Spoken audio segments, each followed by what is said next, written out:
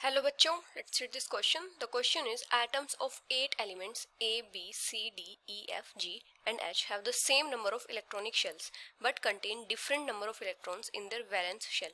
It was observed that elements A and G combine to form an ionic compound. During cooking, this compound is used in a small amount in all vegetable dishes. Oxides of elements A and B are basic in nature, while those of E and F are acidic in nature.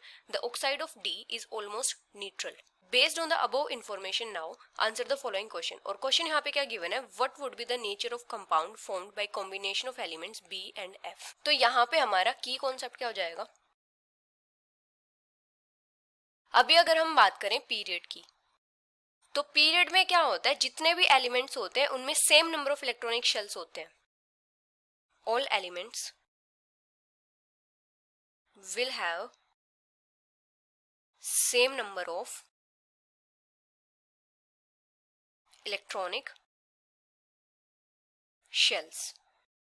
जैसे हमारे पास अगर third period है तो वहां पे क्या होगा, वहां पे जो इलेक्ट्रॉनिक शेल होंगे सारे के सारे एलिमेंट्स के 3 ही होंगे. अभी यहाँ पे इन्होंने क्या दिया है कि 8 एलिमेंट्स है जिनमें same number of electronic shells है. इसका मतलब ये सारे के सारे एलिमेंट्स सेम पीरियड से बिलोंग करेंगे.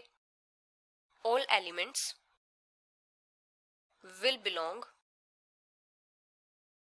To same period. अभी हमें फाइंड आउट करना है कि वो पीरियड होगा कौन सा.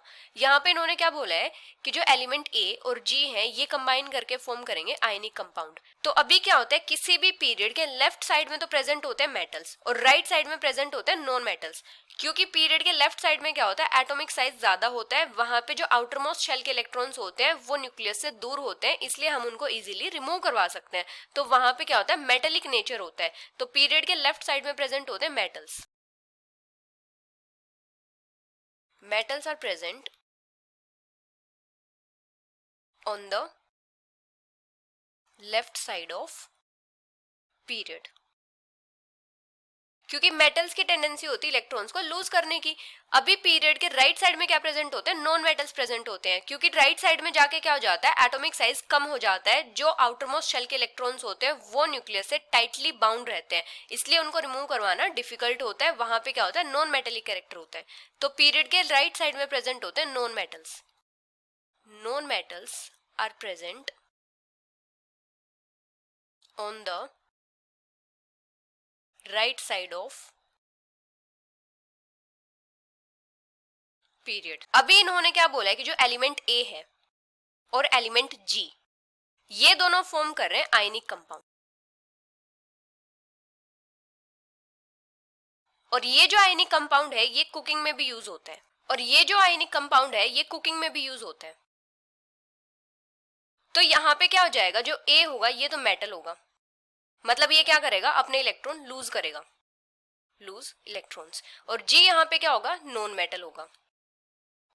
और ये क्या करेगा, इलेक्ट्रॉन गेन करेगा, गेन इलेक्ट्रॉन्स. तो ऐसा आयनिक कंपाउंड जो कुकिंग में यूज होता है वो क्या होता है, सोडियम क्लोराइड होता है.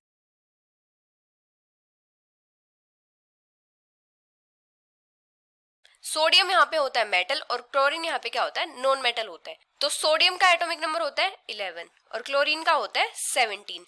सोडियम की इलेक्ट्रॉनिक कॉन्फ़िगरेशन क्या होती है, 281 और क्लोरीन की इलेक्ट्रॉनिक कॉन्फ़िगरेशन होती है 287.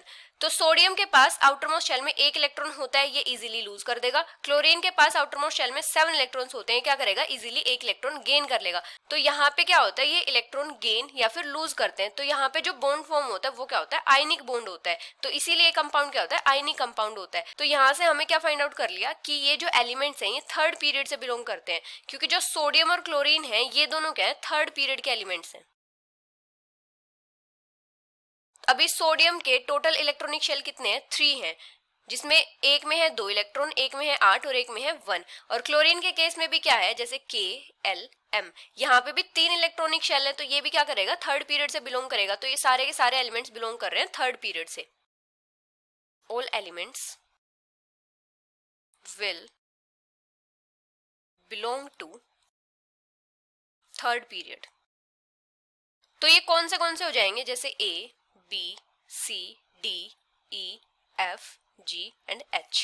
तो क्या क्या एलिमेंट्स हो जाएंगे, जैसे sodium, magnesium, aluminium, silicon, phosphorus, sulphur, chlorine and argon. अभी इन्होंने क्या बोला है कि जो एलिमेंट ए और बी है इनके ऑक्साइड्स होंगे बेसिक नेचर में। अभी क्या होता है, जो मेटल ऑक्साइड्स होते हैं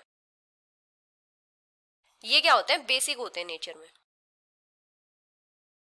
क्योंकि मेटल्स की टेंडेंसी होती है इलेक्ट्रॉन्स को लूज करने की, टेंडेंसी टू लूज इलेक्ट्रॉन्स।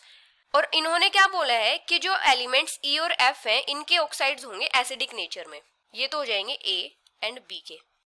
और ई और एफ के जो ऑक्साइड्स होंगे वो क्या होंगे, एसिडिक नेचर में। ये क्या होंगे, नॉन मेटल्स होंगे, क्योंकि जो नॉन मेटल ऑक्साइड्स होते हैं वो क्या होते हैं, एसिडिक होते हैं नेचर में, एसिडिक इन नेचर, क्योंकि नॉन मेटल्स की टेंडेंसी होती है इलेक्ट्रॉन्स को गेन करने की,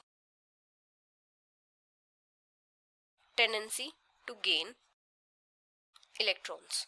तो यहां से हमने क्या फाइंड आउट कर लिया कि जो एलिमेंट ए और बी है ये तो है मेटल्स, और जो एलिमेंट ई और एफ है ये क्या है, नॉन मेटल्स है। अभी यहाँ पे क्या होगा, जो एलिमेंट डी है इसका ऑक्साइड क्या हो जाएगा, ऑलमोस्ट न्यूट्रल होगा। तो यहाँ पे जो एलिमेंट डी होगा ये क्या होगा, मेटलोइड होगा,